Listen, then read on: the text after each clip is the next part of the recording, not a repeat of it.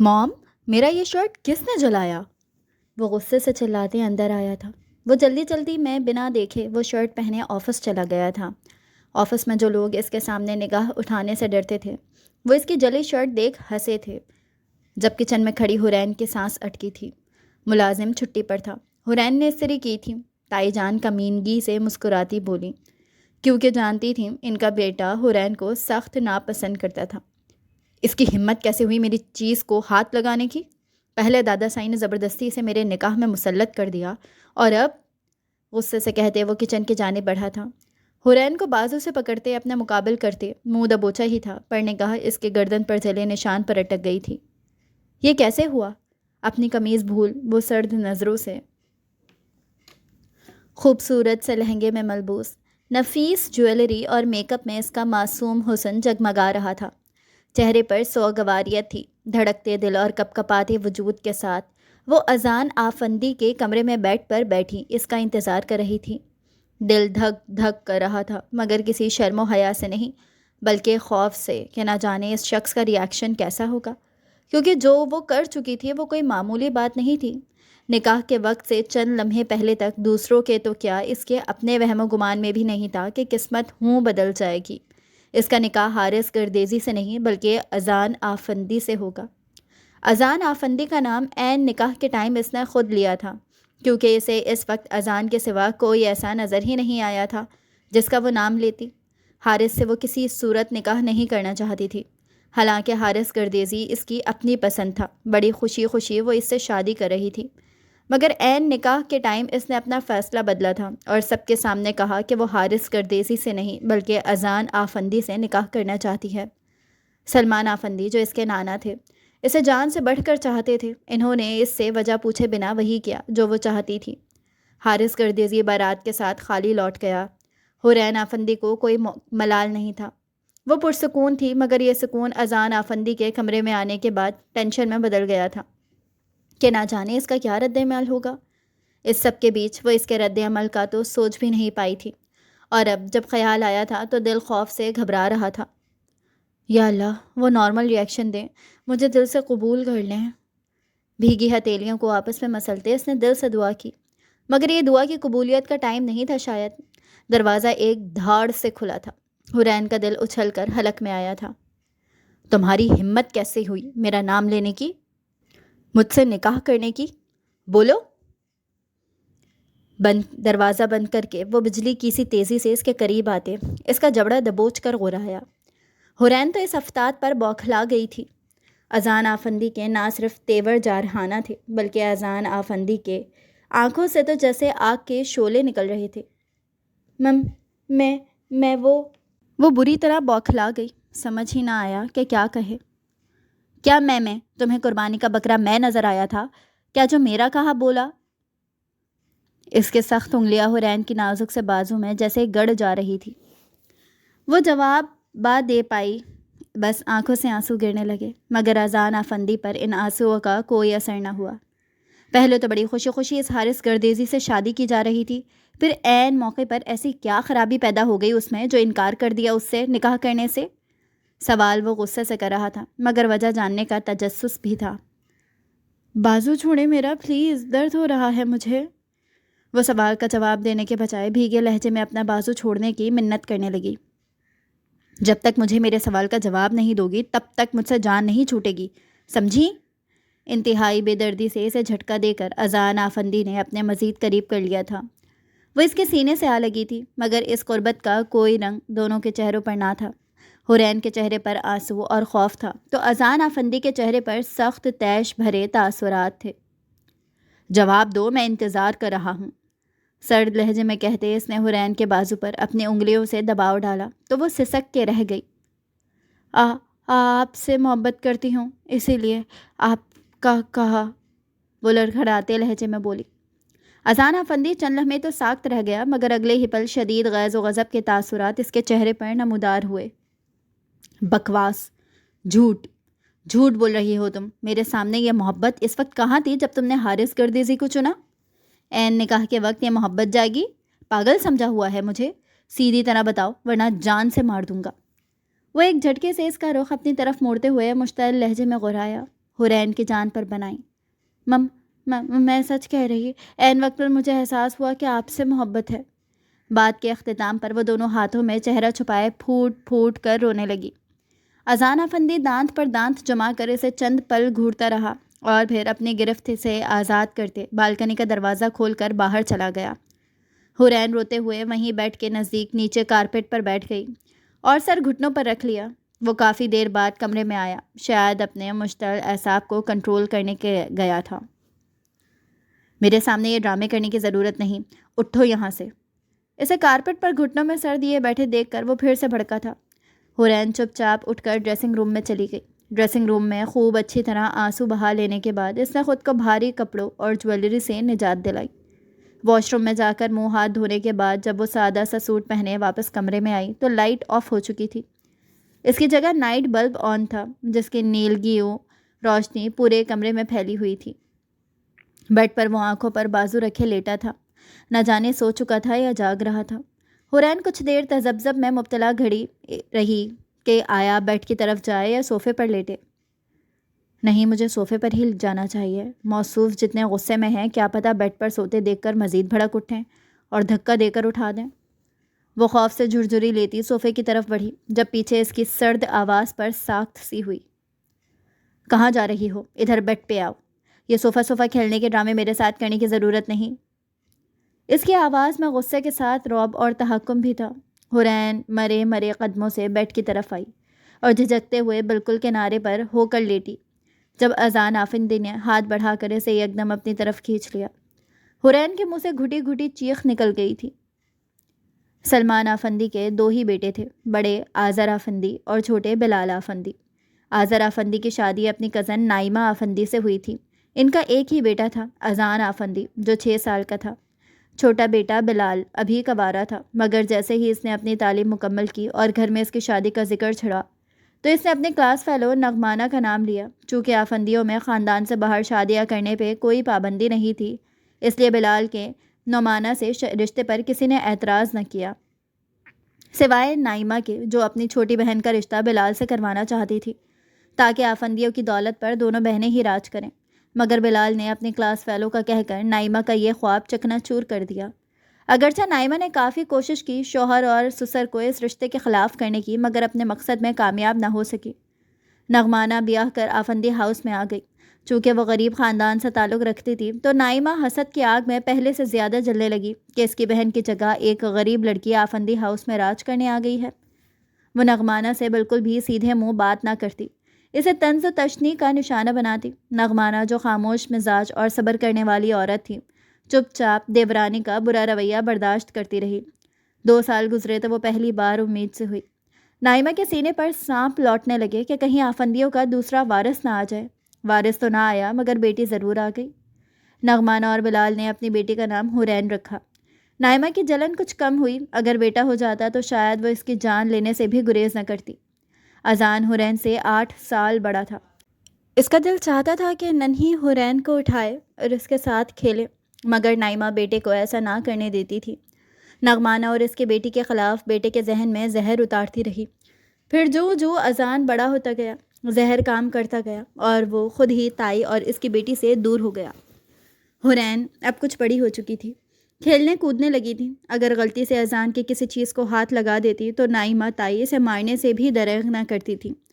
اگرچہ آذر تایا اچھے تھے، مگر حورین کو تائی سے ڈر لگتا تھا۔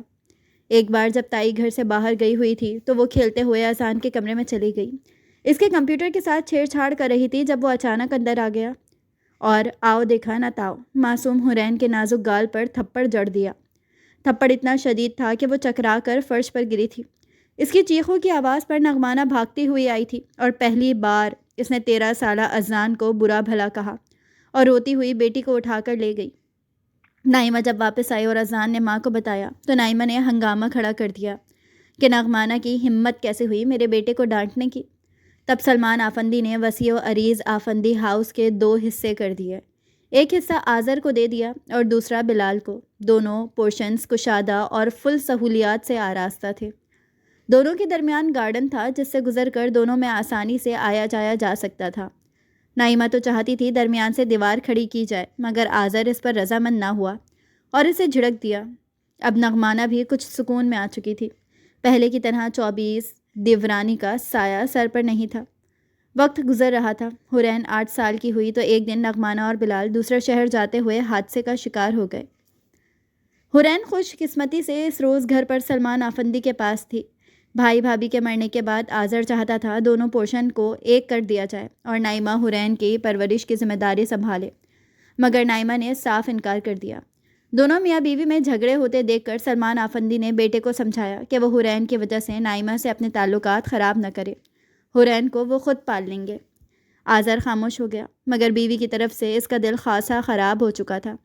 16 سال اذان جو یہ سب دیکھ بھی رہا تھا اور اوپر سے ماں کے بھڑکانے پر وہ 8 سالہ حورین سے مزید نفرت کرنے لگا تھا، جس کی وجہ سے اس کے ماں باپ کے تعلقات خراب ہوئے۔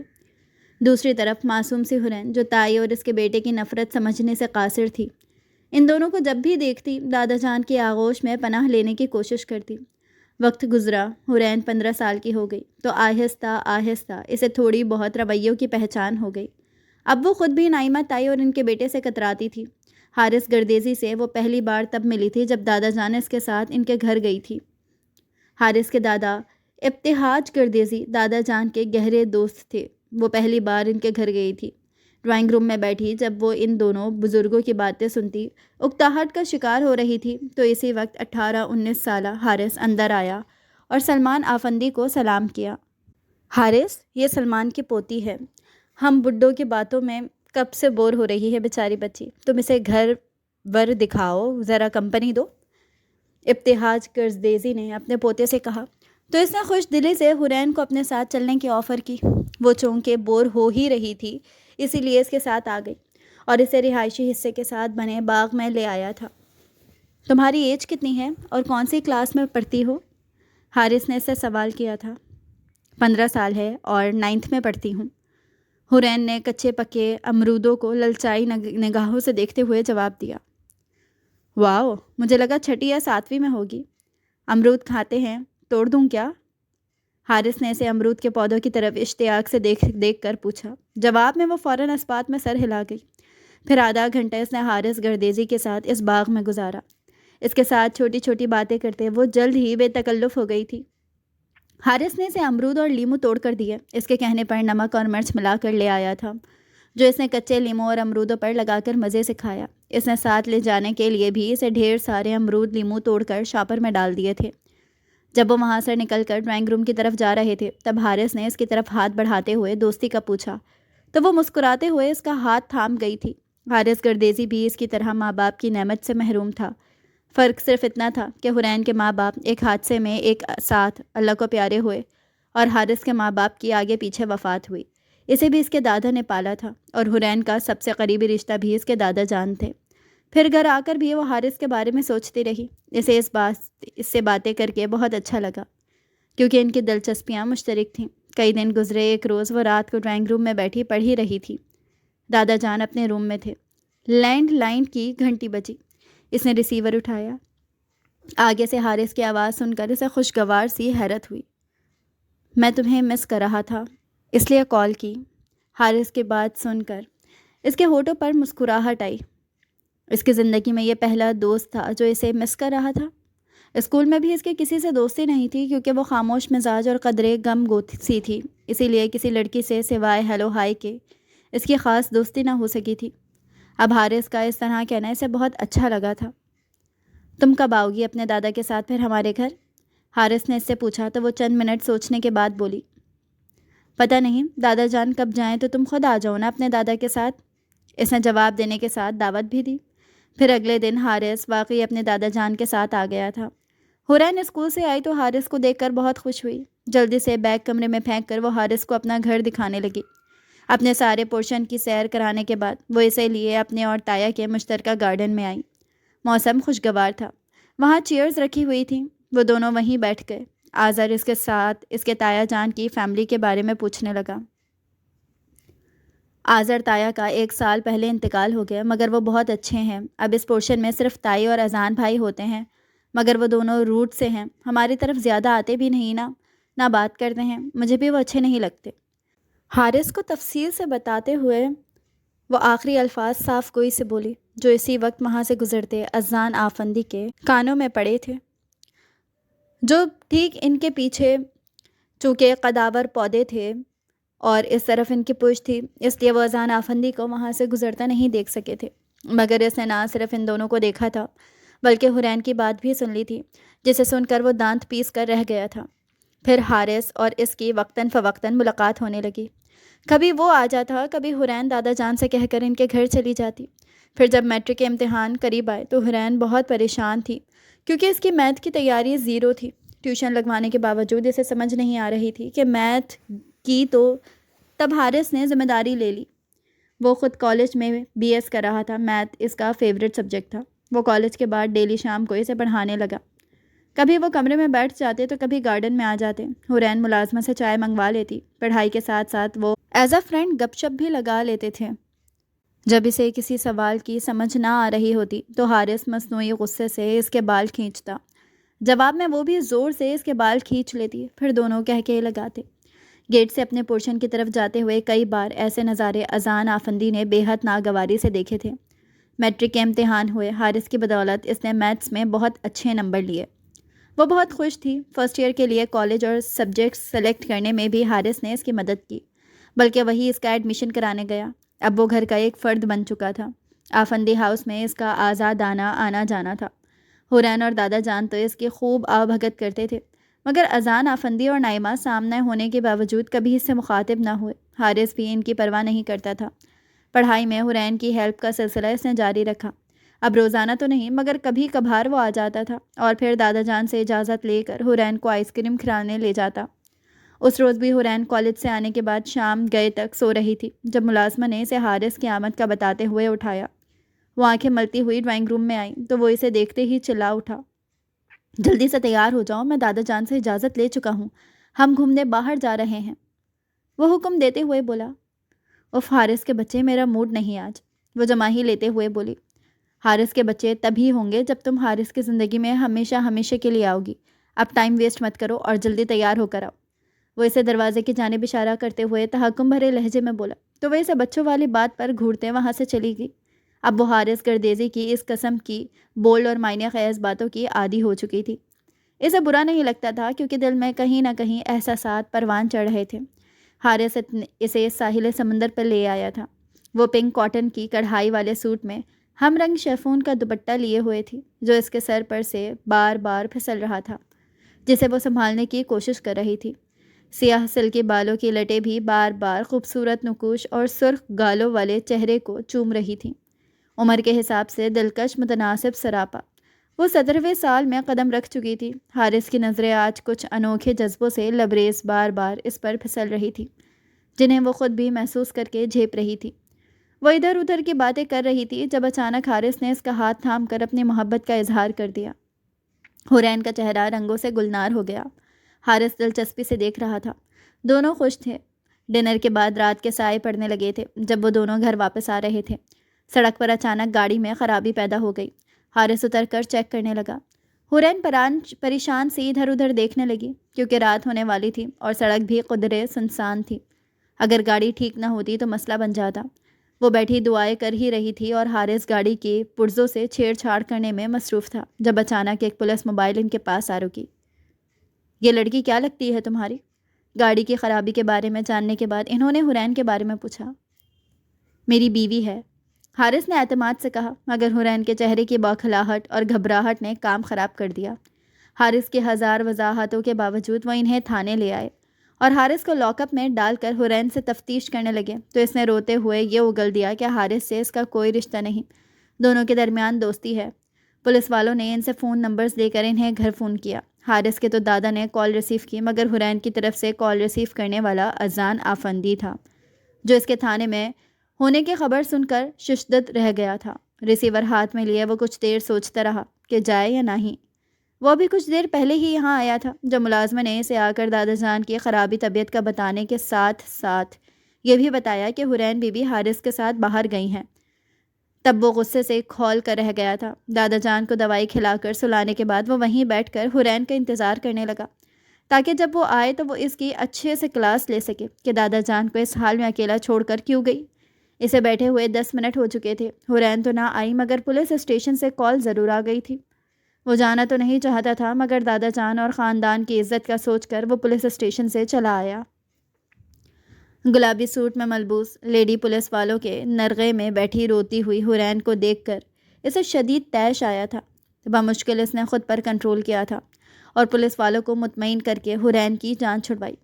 دوسری طرف ابتہاج گردیزی بھی حارث کے لیے پہنچ چکے تھے۔ اذان نے ان سے سلام دعا کے بعد ریکویسٹ کی کہ اس واقعے کا پتہ دادا جان کو نہ چلے اور ساتھ ہی دبے لفظوں میں کہا کہ وہ اپنے پوتے کو سمجھا دیں آئندہ اس طرح حورین کو لے کر مت گھوما کرے۔ ابتہاج گردیزی اس کی بات کو سمجھ گئے تھے اور عمل کرنے کی یقین دہانی کرائی۔ تم ہمارے خاندان کی پہلی لڑکی ہو جس نے تھانے میں قدم رکھا ہے۔ دادا جان کے لاڈ پیار اور ڈھیل نے تمہیں آوارہ کر دیا ہے۔ اپنی نسوانیت حدود سب کچھ بھول کر تم ایک غیر لڑکے کے ساتھ عیاشی کر رہی ہو۔ شرم آنی چاہیے تمہیں۔ گاڑی میں اس کے برابر سیٹ پر بیٹھا وہ بے حد نفرت سے کہہ رہا تھا۔ حورین تو اس کے الفاظ پر سن پڑ گئی تھی۔ کچھ اندازہ ہے تمہیں تم کیا کرتی پھر رہی ہو؟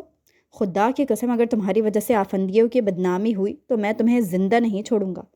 اگر تمہیں نہیں کہتا کچھ تو صرف دادا جان کی وجہ سے، مگر اب مجھے اندازہ ہو گیا ہے کہ وہ تمہیں نہیں سنبھال سکتے۔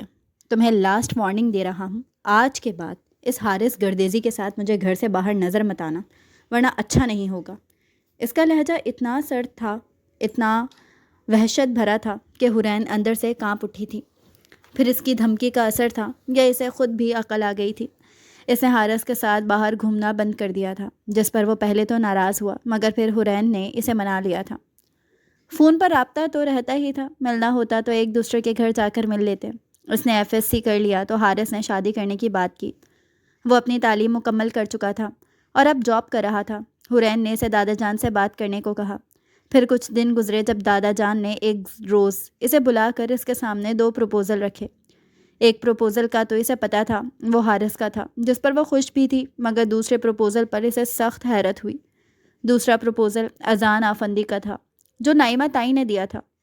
دادا جان تو اس کی خوشی چاہتے تھے کہ وہ جس پر بھی ہاں کرے۔ اس نے جھٹ سے حارث کے پروپوزل کے لیے ہاں کی۔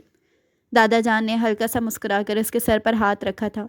اذان کے پروپوزل کے لیے نائمہ تائی سے انہوں نے کیا کہا تھا نہ وہ جانتی تھی اور نہ جاننے میں دلچسپی رکھتی تھی۔ وہ تو حارث کے ساتھ کا سوچ کر بہت خوش تھی۔ ابتہاج گردیزی شادی جلد کرنا چاہتے تھے، اس لیے سلمان آفندی کو مجبوراً ماننا پڑ گیا۔ دونوں گھرانوں میں شادی کی تیاریاں شروع ہو گئیں۔ تیاریوں کے لیے دادا جان نے اپنی بیٹی یعنی سلمہ پھپھو کو بلایا تھا۔ ایک دن حورین لاؤنج سے گزر رہی تھی جب اس کے کانوں میں سلمہ پھپھو کی افسوس بھری آواز پڑی۔ ابا جان، مجھے تو لگا تھا آپ حورین کی شادی اذان سے کریں گے، مگر آپ نے تو اپنے دوست کے پوتے سے طے کر دی۔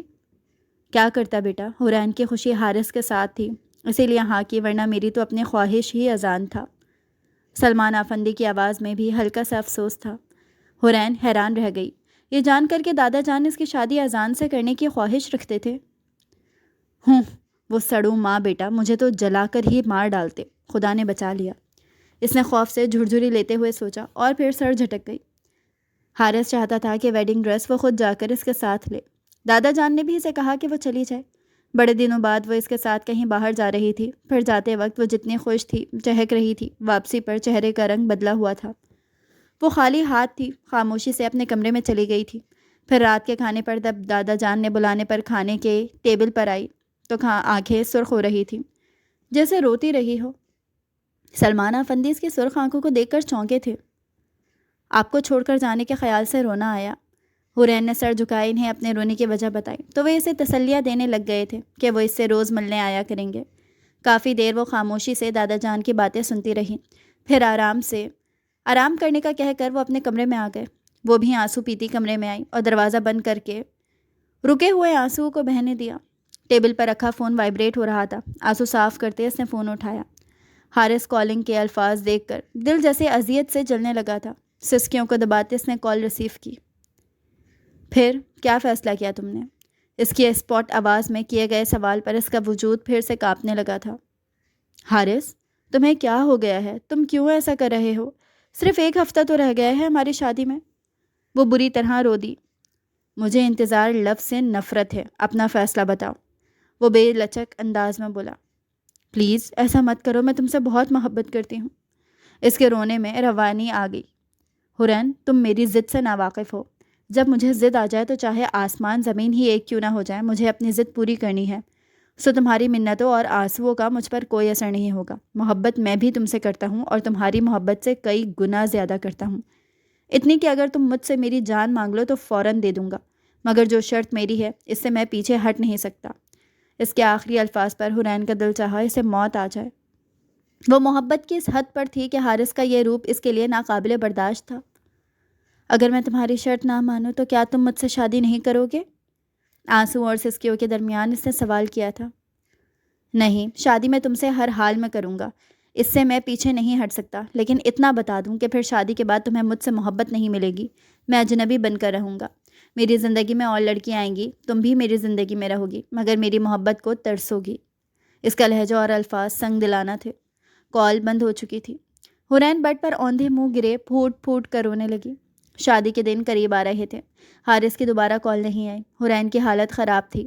وہ 24 گھنٹے فون کو اپنے پاس رکھے اس امید پر دیکھتی رہتی کہ شاید حارث کی کال یا میسج آ جائے جس میں وہ اپنی اس ڈیمانڈ کے لیے معافی مانگ لے، مگر اس کی مسلسل دعا کے باوجود ایسا کوئی معجزہ رونما نہیں ہو رہا تھا۔ اس کے دماغ میں ہزاروں خیال چل رہے تھے۔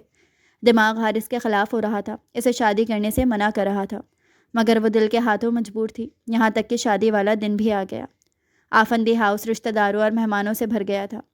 وہ سرخ لباس میں دلہن بن چکی تھی۔ اسے اسٹیج پر حارث کے پہلو میں بٹھایا گیا۔ دلہن آپے کی شرم و حیا کو نظر انداز کرتے اس نے براہ راست حارث کے چہرے کی طرف دیکھا تھا، جہاں گہری قسم کی سنجیدگی اور سرد مہری چھائی ہوئی تھی۔ پھر اس نے اپنے ہاتھ میں دبے فون کی طرف دیکھا۔ ابھی کچھ دیر پہلے سے اس فون پر حارث سے متعلق کسی نے ثبوتوں کے ساتھ کچھ بھیجا تھا۔ دل و دماغ کی وہ جنگجو اتنے دنوں سے لڑی جا رہی تھی، اس میں جیت بالآخر دماغ کی ہوئی۔ یہ فیصلہ بھی عین وقت پر ہوا تھا جب اس پر اتنا بڑا انکشاف ہوا۔ حارث لب بھیچے بیٹھا تھا۔ حورین نے بھی لب بھیچ کر ایک نفرت بھری نگاہ اس پر ڈالتے چہرے کا رخ بدل لیا تھا۔ نظر سیدھی اذان آفندی پر پڑی، جو بلیک پینٹ کوٹ میں ملبوس کھڑا اسی کی طرف ہی دیکھ رہا تھا۔ حورین کے دیکھنے پر اس نے فوراً نظروں کا زاویہ بدل لیا تھا، مگر حورین کے دماغ میں فوراً ایک خیال آ چکا تھا۔ پھر جو ہی نکاح کا ٹائم آیا، اس نے دادا جان کو مخاطب کر کے کہا، اسے حارث سے نہیں اذان سے نکاح کرنا ہے۔ اس بات پر وہاں موجود ہر شخص حیران رہ گیا۔ جھٹکا تو حارث کو بھی لگا۔ اس کے چہرے پر ہوائیاں اڑنے لگیں۔ تم کیا کہہ رہی ہو حوری؟ اگر تم اس وجہ سے کہہ رہی ہو تو وہ سب بھول جاؤ۔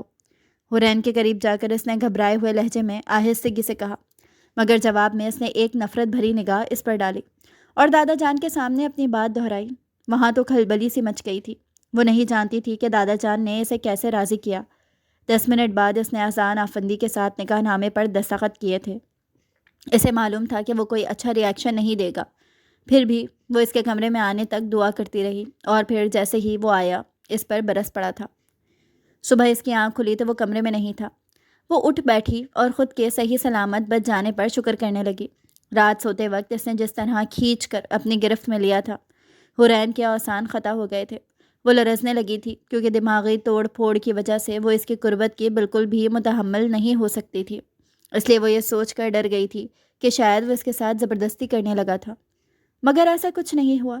اس نے سرد آواز میں اس کے کان کے بالکل قریب ہو کر کہا، میں جانتا ہوں تم مجھ سے محبت نہیں کرتی اور نہ ہی میری قربت کو پسند کرو گی۔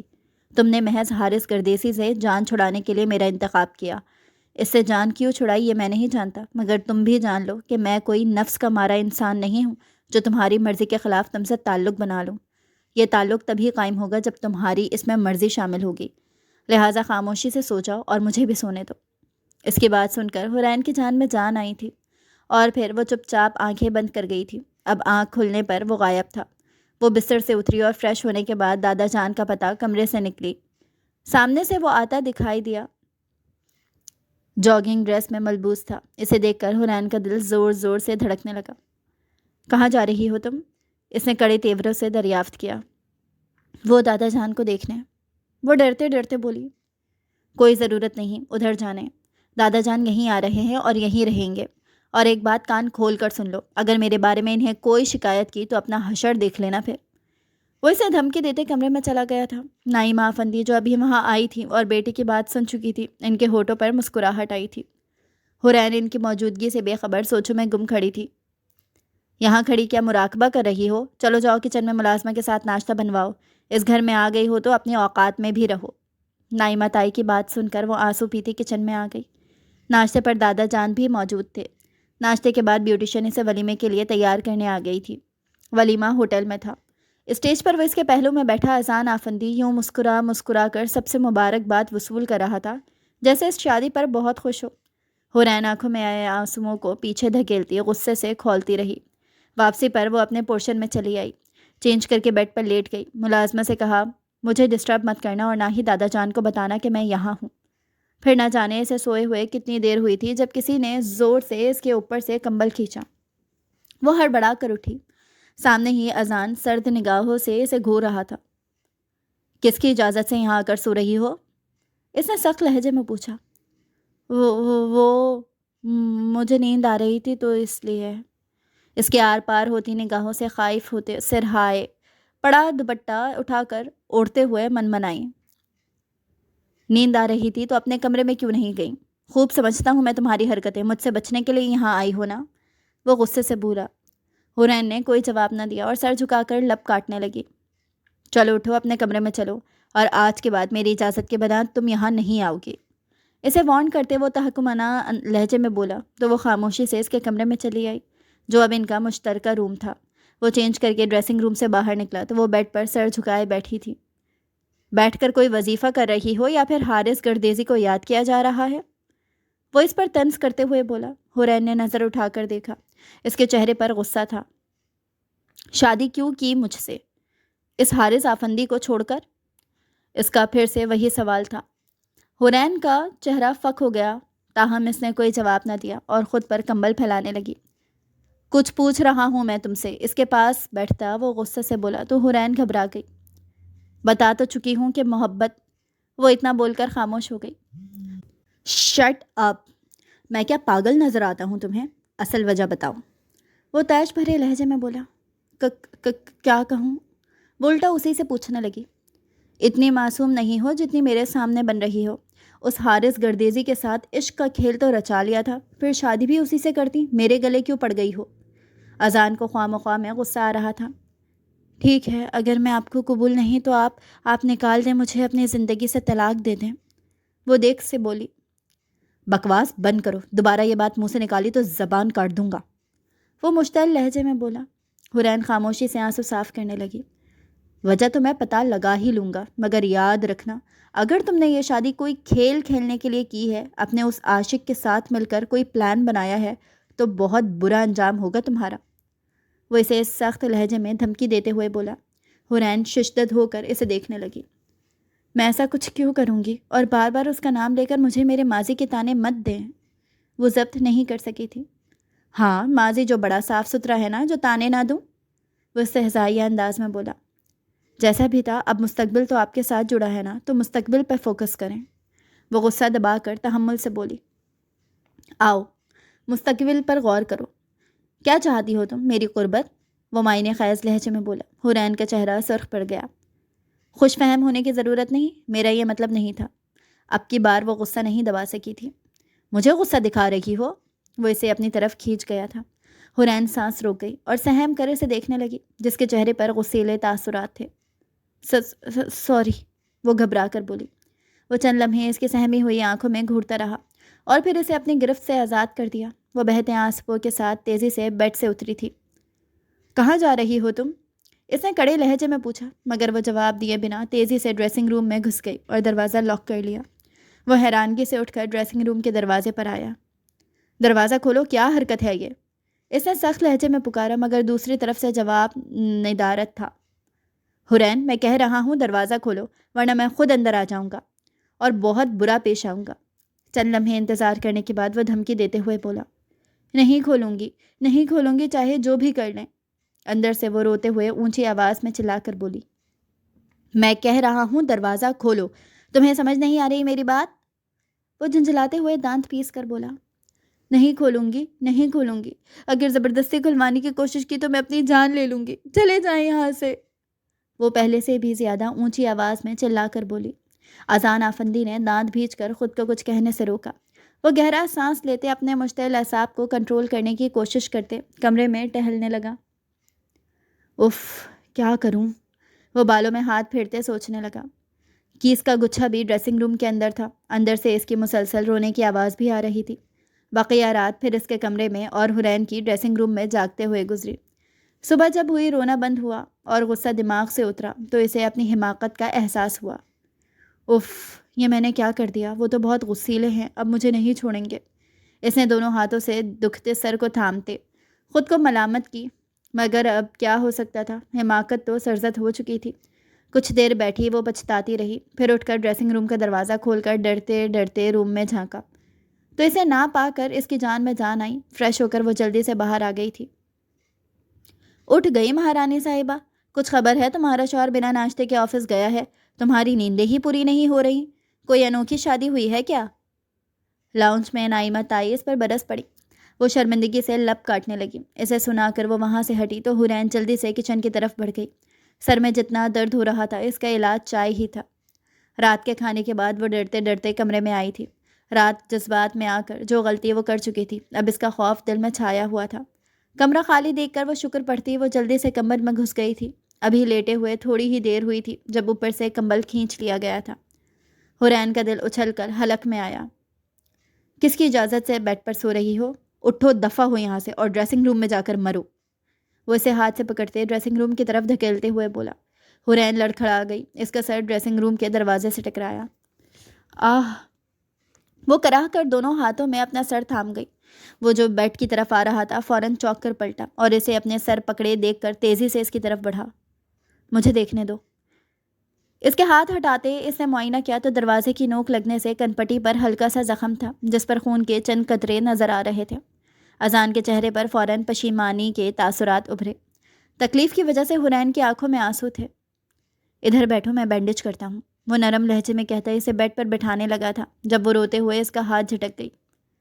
حرین، مجھے غصہ مت دلاؤ، اس کے سرد لہجے میں کہنے پر وہ چپ ہو گئی اور پھر اسی خاموشی سے بینڈیج کروائی۔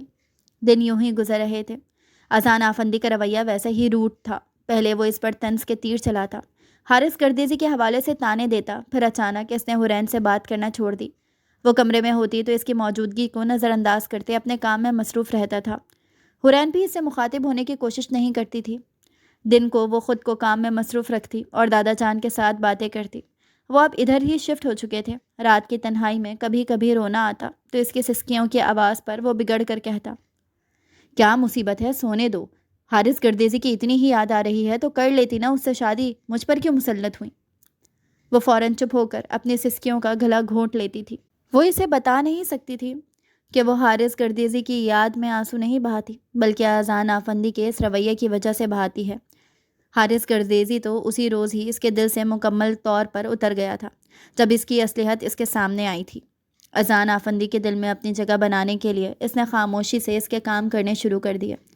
اس روز صبح اس کے اٹھنے سے پہلے وہ اس کی شرٹ پریس کر چکی تھی جو اذان نے رات ہی نکال کر استری اسٹینڈ پر رکھی اور ملازمہ سے کہا، صبح استری کر دینا، میٹنگ میں پہن کر جانا ہے۔ حرین سن رہی تھی۔ اس نے صبح ملازمہ سے استری لے کر خود ہی پریس کی۔ نائمہ تائی جو وہاں سے گزر رہی تھی اسے اذان کی شرٹ استری کرتے دیکھ کر طنزیہ لہجے میں بولی، تم کتنی ہی کوشش کر لو میرے بیٹے کے دل میں جگہ نہیں بنا سکتی۔ جواب میں وہ خاموش رہی تھی۔ اذان وہ شرٹ پہن کر آفس چلا گیا، مگر دوپہر کو جب وہ کچن میں کھڑی دوپہر کا کھانا تیار کر رہی تھی تو اس کے کانوں میں اذان کی دھاڑتی ہوئی آواز آئی، موم، یہ میرا شرٹ کس نے استری کیا؟ وہ نائمہ آفندی کے پاس جا کر غصے سے بولا۔ وہ پہلے تو اس کی شرٹ پر جلا ہوا نشان دیکھ کر چونکی، پھر مسکراہٹ چھپا کر حرین کا نام لیا کیونکہ صبح اسے شرٹ استری کرتا دیکھ چکی تھی۔ اب انہیں یہ سوچ کر مزہ آ رہا تھا کہ شرٹ جلانے پر وہ نہ جانے کیا حل کرے گا اس کا۔ کہاں ہے وہ؟ حسب توقع وہ مشتعل ہو گیا تھا۔ نائمہ آفندی نے کچن کی طرف اشارہ کیا۔ اس کی ہمت کیسے ہوئی میری کسی چیز کو ہاتھ لگانے کی؟ پہلے دادا جان نے زبردستی میرے سر پر مسلط کیا، اب یہ میرے لیے شرمندگی کی وجہ بن رہی۔ وہ غصے سے کہتا دندناتا ہوا اس کے سر پر پہنچ گیا۔ کس نے کہا میری شرٹ پریس کرو؟ ہاں؟ اس نے برتن دھوتی حرین کو جبڑے سے دبوچا، مگر اچانک نظر اس کے گردن پر جلے نشان پر پڑی تو فوراً اس کا جبڑا چھوڑ دیا۔ یہ کیسے جلا؟ اگلے ہی پل وہ غصہ بھولے حیرت بھرے لہجے میں پوچھ رہا تھا۔ حرین کی آنکھیں بھر آئیں، آئل کی چھینٹیں گئیں۔ وہ کپکپاتے ہوئے لہجے میں بولی۔ وہ چند پلے سے دیکھے گیا، پھر اسے ہاتھ سے پکڑ کر کھینچتے ہوئے کمرے میں لے آیا۔ کس نے کہا ہے تمہیں کام کرنے کو؟ ملازمائیں موجود ہیں نا گھر میں، پھر تم کس خوشی میں کر رہی ہو کام؟